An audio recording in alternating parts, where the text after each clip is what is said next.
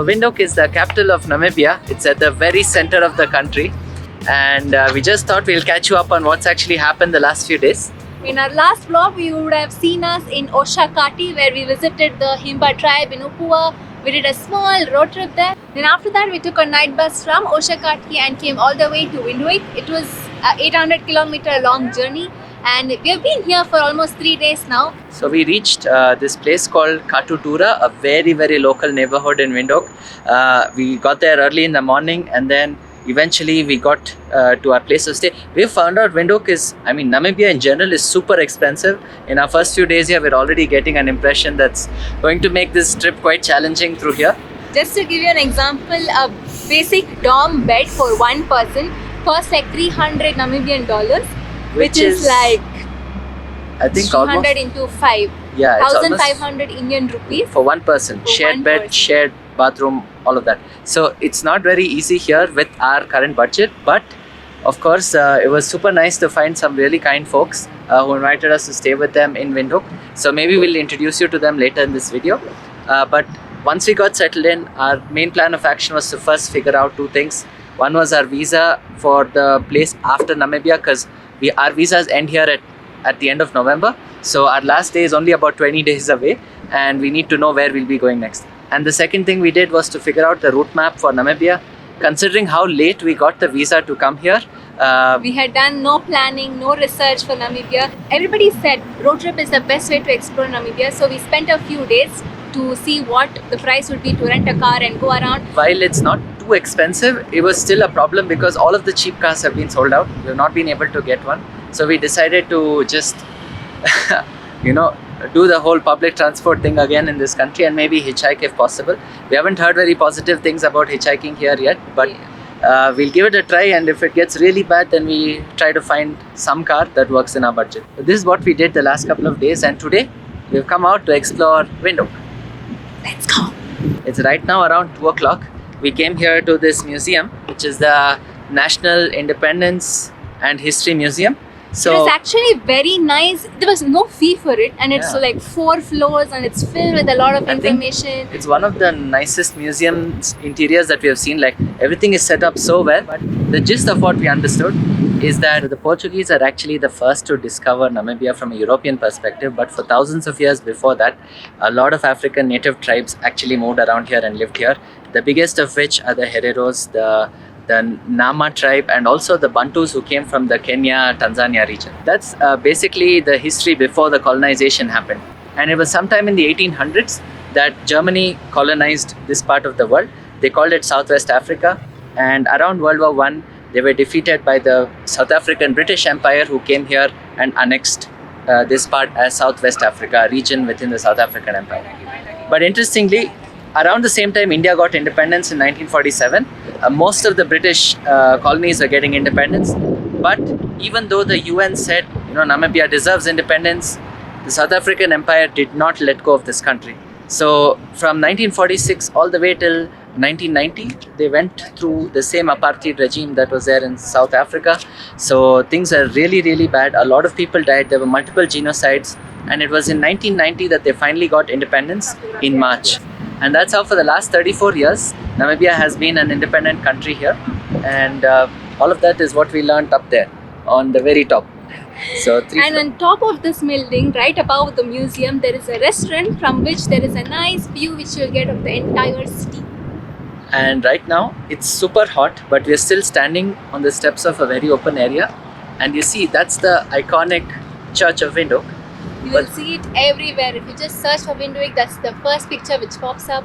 And it's crazy windy here. Like, it's super sunny, but the wind is just making things so much more comfortable to actually walk around with. Yeah.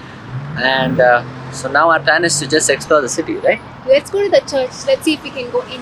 Yeah.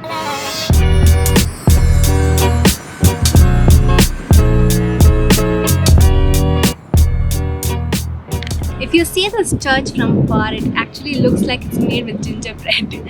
But this church is actually made with the quartz sandstone, which was actually mined from a dam very nearby called Avis Dam. This is almost 120 years old. It was completed in 1910. So this was actually built as a peace monument after the war between the Germans, the Herero tribe and the Namas. Navneet Fort Scale. Navneet and the church. That's a big one. Ooh. Oh my god. I think it wants to eat it. Come out of the way. Once in a while they do push-ups, you know. It goes like this.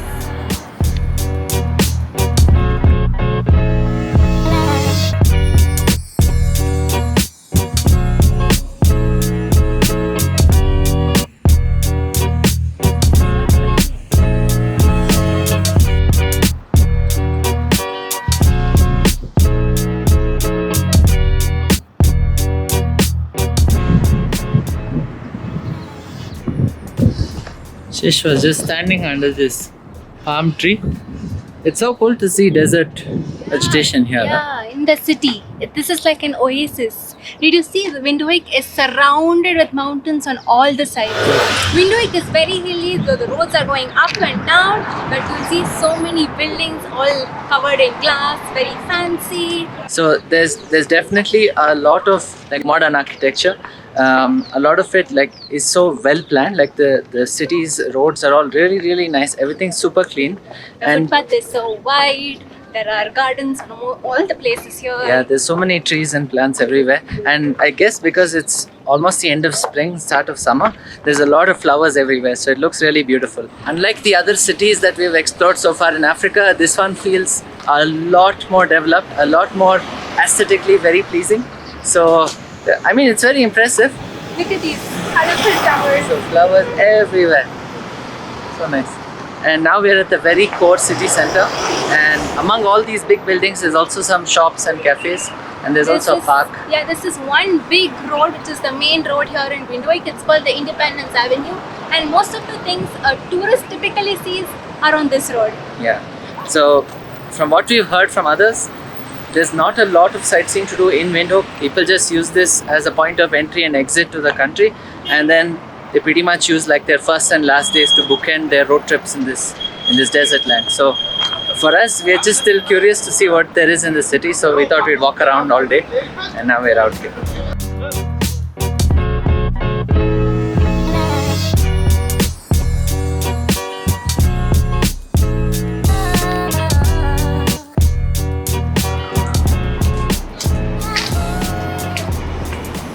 So this is the zoo park. If you see this spot on the map, it actually tells that this is the zoo park. I was expecting to see some animals, but this is like a small park right in the center of the city. You can see all the locals are either having their lunch or taking a small nap in the shade. It's super hot and windy, so this is a good place to hang out in the shade. They just have this big fat tree in the center, and its branches are spread out wide, so it's pretty big. And behind we saw a small monument. It was actually a fish eagle. It's the national bird of Namibia. Yeah. That and the oryx. The oryx is the national animal. So. And yeah, on the Google map I also saw there's some Kudu statue. Maybe we're supposed to find it on this road. Let's see. But this road has some really nice architecture. It looks very old. And on this side we have big skyscrapers. So which side do you want to go first? Let's go that way. Okay, let's go.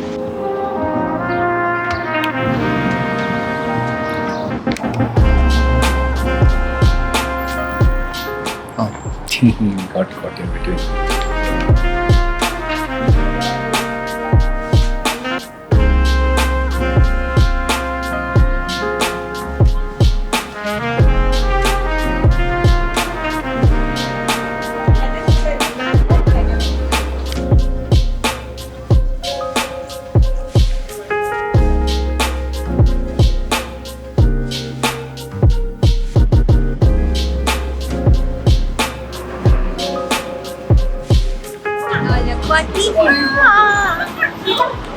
A Kudu statue.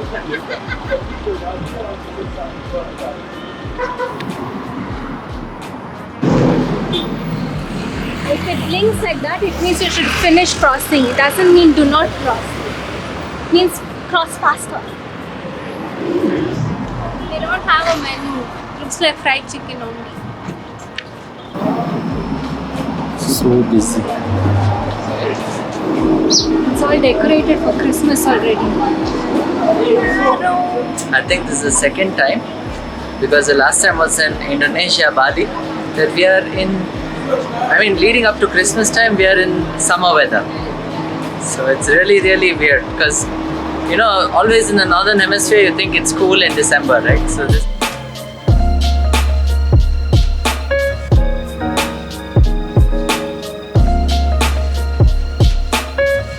After walking around Windhoek, we've realized, wow, this country has a very tiny population, and now that we see the actual stats, it's really interesting how most of it is just concentrated here, and probably even in Swakopmund and Walvis Bay, which are two big cities here. So looking at such a small population, you might think Namibia is small, but no, it's so big. If you see it on the map, it's a very big country. Yeah. And actually the word Namibia means vast space. And Namibia, the word comes from this desert which is called Namib. So it's really interesting to be in one of the countries which is the least densely populated in the whole world. Like you see, on a busy weekday, there's hardly anyone on the sidewalk also.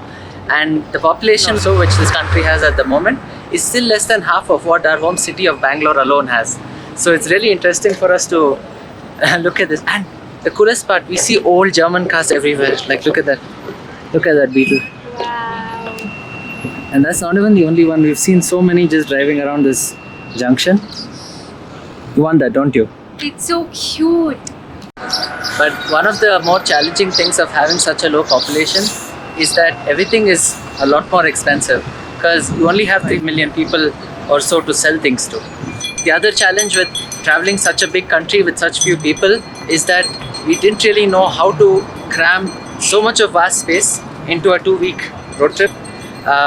It's very difficult to judge and plan your route here in Namibia. That's why on our very first day here, we decided to go to Satguru Travel, a local travel agency here, and try to find out what best way we could, map our whole route. The best part is, some of the guys working there are from India, but there's also locals who have been like super familiar with a lot of areas, especially in the south. Especially when we had questions like, we want to go from this place to that place, can we hitchhike? And they were like, that route is a little less, busy. You might not find vehicle easily. So maybe you should take this route. So hitchhiking, while we do typically in other countries, in Namibia we're getting a sense that it might not really be possible. So that's why it really made a lot of sense to go to Satguru and figure out how we can do the rest of our trip. It's so hot. We just decided to catch some rest under this elephant. Rhino? Yeah. So this is how the currency of Namibia looks. This is a $20 note. The currency here is Namibian dollar, which has the same value as South African rand. So 20 Namibian dollar is worth about 100 Indian rupees or $1.2. Yeah, so it's actually quite pricey.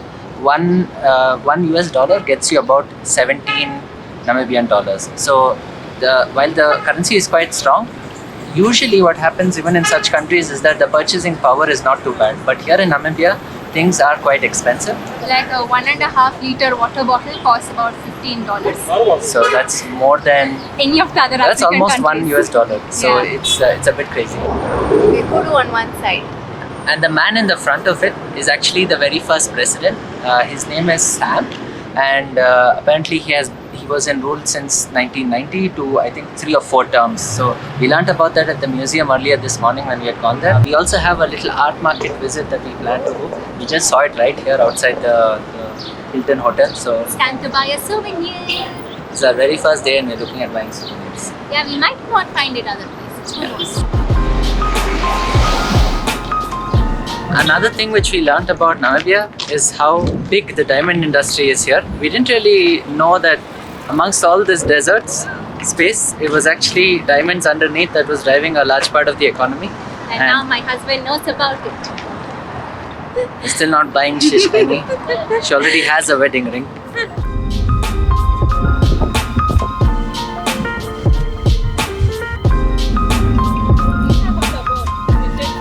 We just picked up 2 meerkats. Souvenirs from Namibia.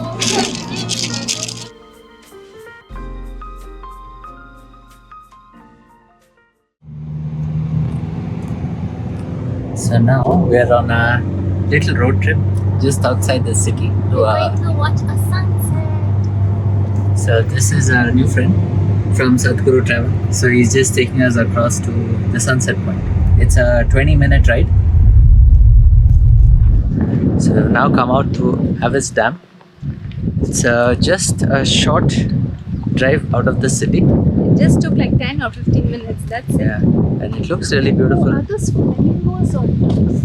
I don't know, but we already spot some birds in the water there, and looks like it's quite dry right now. There's not a lot of water. Of course, it's summer, so probably wouldn't have come out here if we didn't have access to a car. Huh?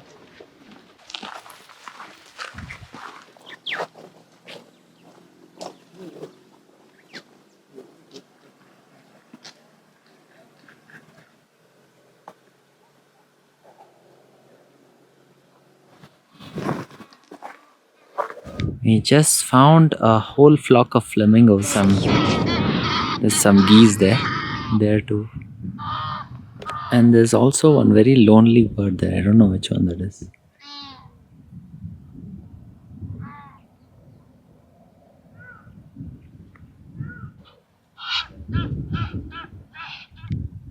Windhoek has really been full of surprises today. From being such a hot day out there in the city in the morning to how cool it is right now. I mean, the wind is really nice the breeze is really nice to walk around in, and everything feels so calm and beautiful. We're just not even like 10 minutes outside the city center, and this is what it looks like. It's so incredibly beautiful. Look at that.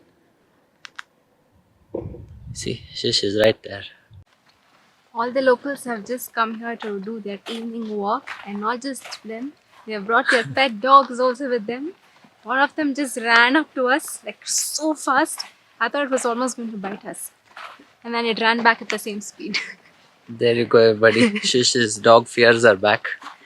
It had been a while since we dealt with some of this. But just look, they're not walking alone. Everybody has a dog with them. Yeah, I guess it's like a common picnic spot for a lot of people here.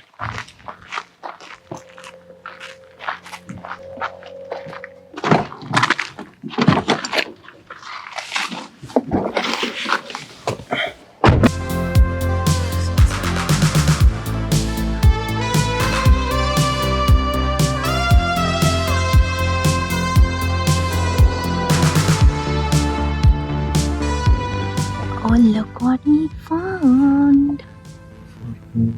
Did I check? No.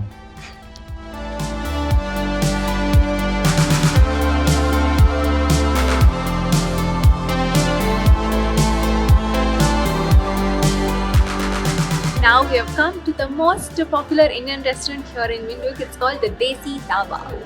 So this is actually owned by one of our friends who's also from our hometown, Bangalore. So when he found out that we are here exploring Windhoek, he called us over to come have a meal, and then we probably won't get Indian food again for a while if we are out in the bush. So he said this would be a fun way to also get some home style food. And now that we're here, we go in and have a bit of a dinner.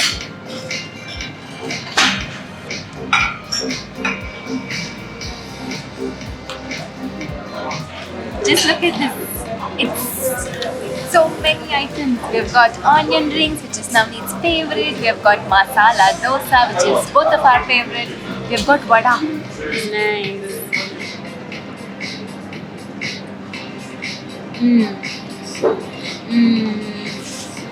It's so good. We've got buttermilk.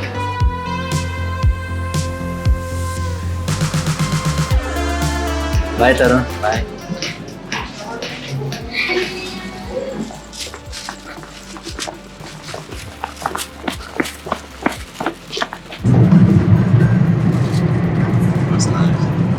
Hi, Enoch.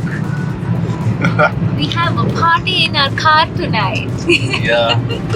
It's got fancy lights. Look at that. Nice, eh? Windhoek, everybody. Windhoek.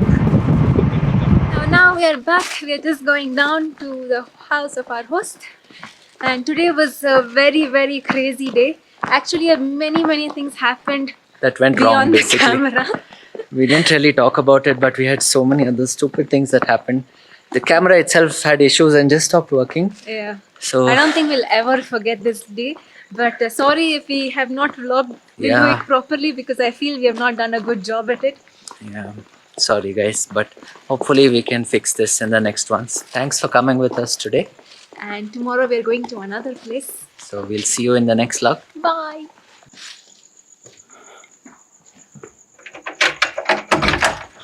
Hi. Hello. Hello.